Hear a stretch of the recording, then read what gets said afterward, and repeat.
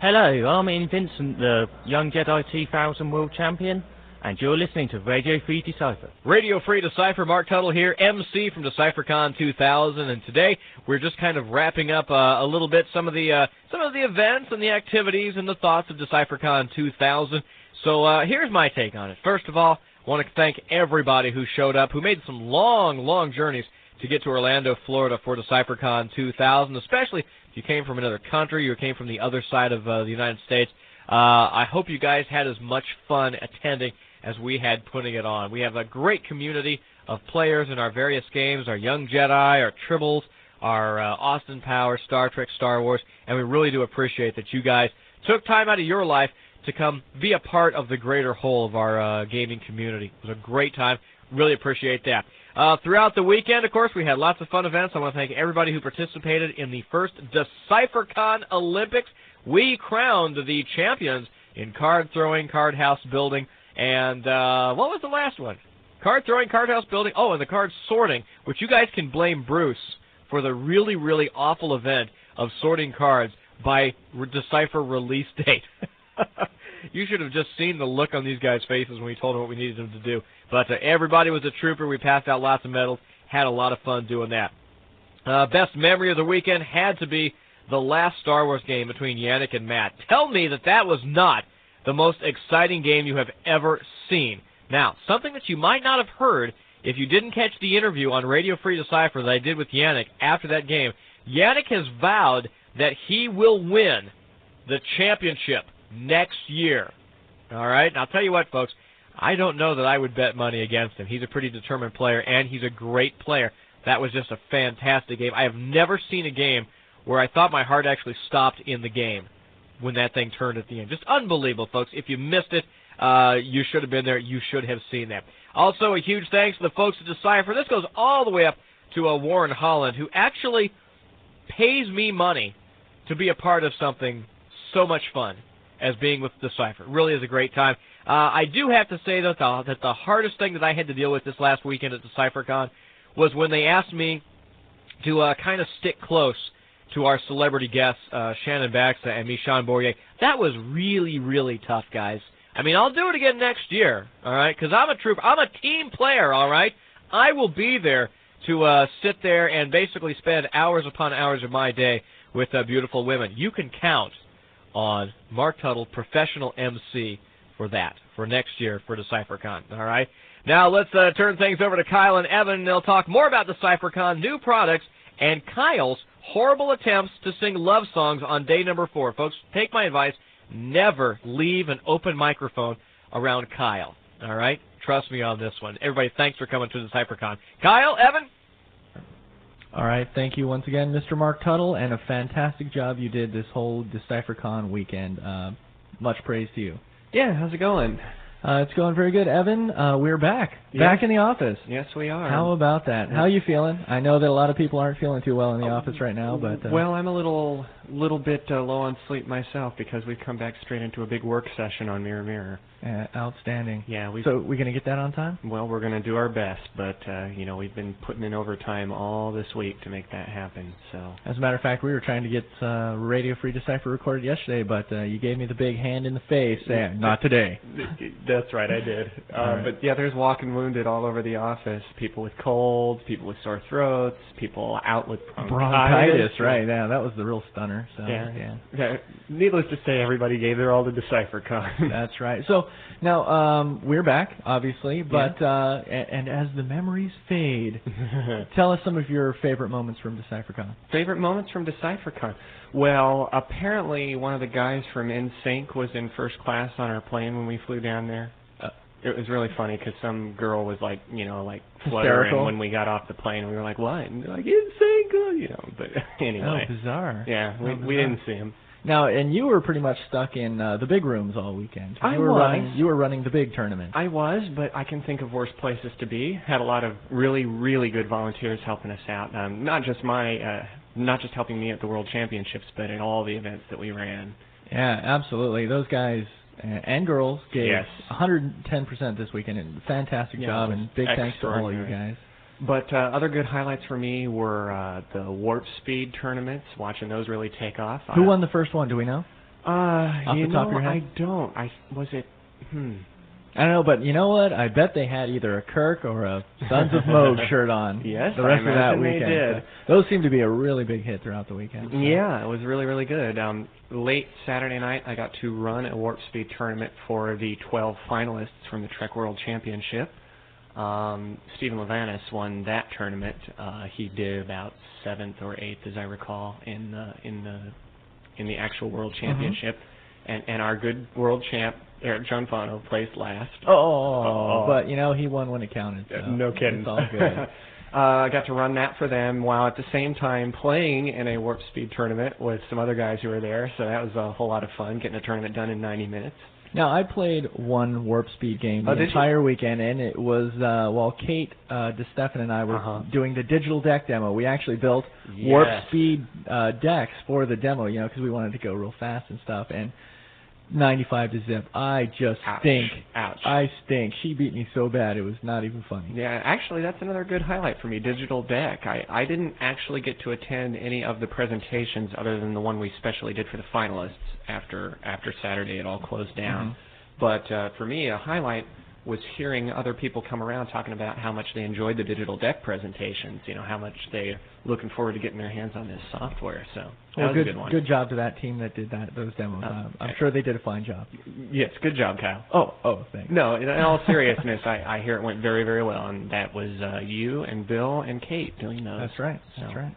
Yeah, it was a lot of fun. Go team. A lot of fun, and man, I cannot wait to get my hands on some of that stuff. I'm ready to play. Yeah, I'm ready to play. That was so much fun. So, gotta say, another highlight for me was being in the final confrontation. Eric and Brian really gave us a good show. They were really good-spirited about it, good sportsmanship. It was really a fun final confrontation. And you know what else is really cool about that? I saw those two hanging out together like a lot of the rest of the weekend. So it really is a testament to their sportsmanship and how, you know, they're from the same area. Yep, Viridian 3. They're both from Viridian 3 region.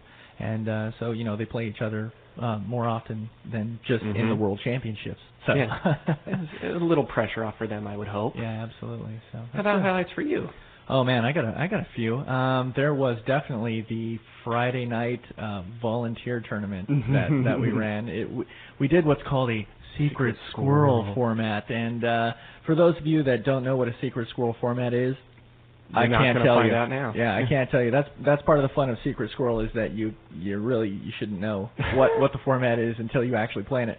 But man, all those guys, we were having so much fun. I had a really, really fun game with Greg Kiefer, and it was close for most of the thing, and I played some other people, and man, I just got destroyed by Patrick Donnell. He beat me so bad. But the fun thing is that he drew a 7 for Destiny at one point, and I drew a 0, and I got to heal it. I got to reverse the numbers, so it was a 14-point power switch. It was awesome, you know. But I still lost really bad. Wow! But that was cool. But you had a moment of triumph. I had a moment of triumph. Oh, I also got to basically trick him at one point where I had a guy that let me initiate battle for free, and he was like, "Oh, you didn't save any force? Okay, I'll react over with all these guys and block this other drain." And he left like a small little force against my massive force, and but he allows me to initiate battle for free. So, but all that being said and done, I still lost bad. Well, you know. So, but there were quite a few other highlights for me. I won't go into them all here. I'll let those stay in my little diary. So. Star Wars and Young Jedi World Championships as well, of course. Absolutely. Oh, man. You know what? The final confrontation in the Star Wars World Championships was one of the best games I've ever watched because he lost the first game by 20 cards. Matt Sokol lost the first game to Yannick Lapointe by 20 cards. And in the second game, at an early point in the game, he had gotten down to only 21 cards left. And even down a little bit less than that, like down to 20 cards and maybe even down to 19 at one point. Cards in his deck, and he was that way for like the last 15 minutes of the game, and everybody's just like, "Oh my lord, he's gonna lose, and there's nothing he can do." But he maintained, and as a proving what a good player he is, he stayed along that line and wound up winning by 21 and winning the world championship. Wow. So it was a fantastic game, and the people in the crowd where I was, because I was in the main room helping Mark Tuttle and Joe Allred doing the commentary. Working the cameras and stuff. People were freaking out in that big room. I mean, the Albany crew, well known for being the loudest region on Earth, Right. and some of the funnest guys to be around when things are going well, and really, and when things are going well too, they're not as well. They're really good sports about everything, and man, they just blew up. They just were yelling and screaming and jumping up and down. It was really, really cool to see. So, and then the final game between Ian Vincent and Philippe Parizet. I'm probably butchering that name, but I asked him beforehand how to pronounce it, and I think that was somewhere pretty close. So that was a really, really quick and really good game as well. And congratulations. Of course I missed it because we were running the finals for Trek and Wars at the time. That's right, and congratulations to all of our world champions, Ian Vincent, Eric John Fano, and Matt Salko. You guys all did a fantastic job, and you truly are the best players in the world. Very true. In fact, I'll also give honorable mention to a fourth world champion of sorts. That's right. That would be for the Great Tribbles Hunt that we ran Saturday night. That's right. David Belt. David Belt. I asked him, you can see a little video interview where I did a quick little interview of him holding his trophy, the giant sword of Caleb. Yes. And I was like, so was it tough, man? He's all, no. It wasn't tough at all, I just walked through them all. I was like, dang, so he's a really good player, and he went into that tournament with the mentality of, I'm going to win this thing, and he worked on his deck, and he built a really good Tribbles deck. And of course, he's here from the Norfolk area, which means we'll get to see that trophy again. Woohoo! Yeah, man, that was an awesome trophy, man. Go online and look at the video clip of him and that trophy. That trophy is just very cool and very heavy. Yes, it is. It's a real battle. Yeah, hopefully he didn't have to fly back. Because how is he going to get that thing through? He had some of the other Virginia area players that drive it back, from what I hear. Yeah, smart. Yeah. Not going to work trying to get that through the airport. When we got it down into Norfolk or down into Orlando, and we were setting it up and displaying it, Kevin Reitzel reached across it to grab something, I can't remember what, and he hit an edge on it, and it left this giant scrape down his arm. Yes. So that sword actually drew blood. Yeah. In the true Klingon way. Absolutely. But yeah, just going back to the digital deck presentation again, that was definitely one of my highlights of the weekend. It was so much fun to do that and work with those guys that are developing the software, and they were just like sponges trying to soak up all of the information that the players and us as, because really I learned how to play that on, work the system on the online game Friday morning, like 2 hours before the first demo, and it's really intuitive. If you know how to play Star Trek, you're going to easily know how to do this. It's fantastic, and it's going to allow players from all over the world to play players from all over the world.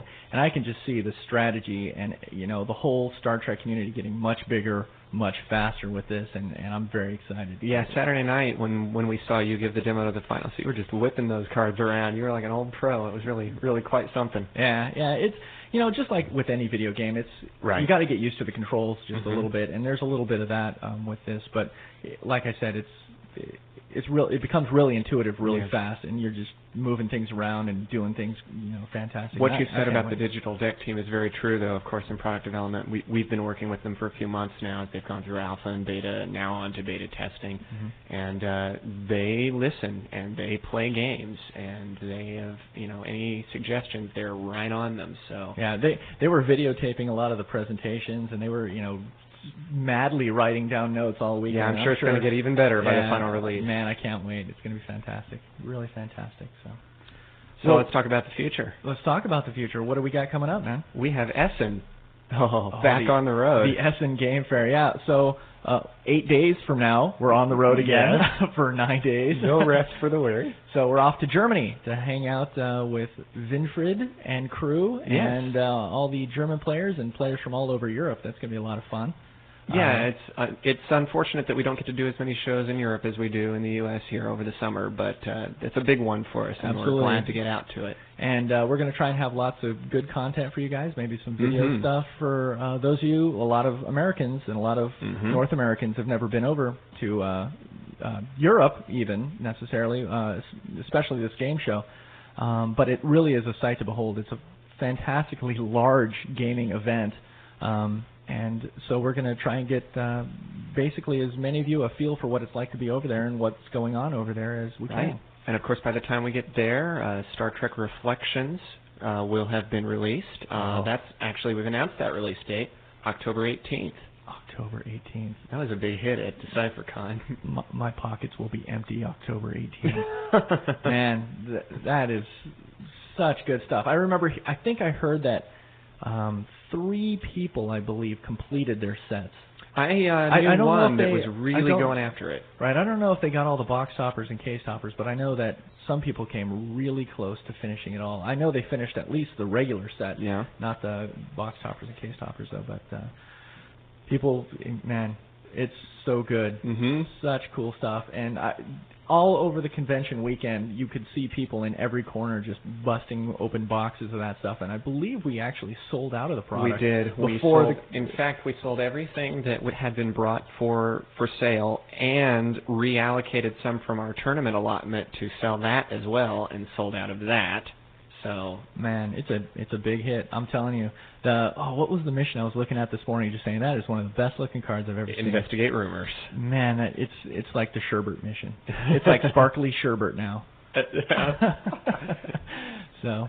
Yeah, actually, volunteers who were helping me out at the Worlds would go out on their break and get Reflections packs and bring them back to the table and be opening them. It was pretty funny. Oh, man, it's good stuff. It's good stuff. And, of course, not long after that release date, we hope to be having release dates for Jabba's Palace official sealed deck and for Enhanced Premiere for Star Trek. That'll be very soon, right on the heels of Reflections. Also, very well-received products at DecipherCon. Absolutely, absolutely. A lot of people were playing those cards in the team tournaments on Sunday. Yes. It was interesting to see. Now, you were a little bit closer to the Trek team event, I believe. Did you see a lot of people? I saw some people using the garbage scout. Yeah, I got to walk through it. I didn't actually run that because, here again, mirror, always working on mirror. But I did get to see some of what was being played at that tournament. There were at least a couple of decks trying to use the new Garbage Scow combo with Destroy Radioactive Garbage Scow. Of course, we've got our eyes on that. But also a lot of the dual personnel were turning up, seeing a lot of the Troys in Ferengi decks, seeing some of those new Federation characters get worked in, Data and Picard, making their way into Romulan decks. We saw, a little splash of everything. And, of course, all those combo dilemmas. Not too sure about use of the new Mission 2s, but I'm sure those were out there as well. I think Roxanne Barber, player from Vancouver, actually had one of the one of the built-in mission on the built-in outpost on the mission. Yeah, that's just handy. Yeah, it seemed pretty fun. So I don't know how it worked for her, but it seemed pretty good. So, yeah. I know that in the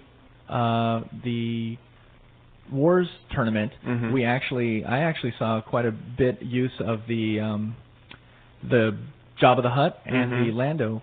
Mighty Jabba. Right, Mighty Jabba and the new Lando with the gun. Yeah. So that was pretty cool. I'm not exactly sure. I didn't get the chance to spend too much time there, but I'm sure that the Palace Raiders and all the Skiff guys were doing a really good job as well. So that's pretty good stuff.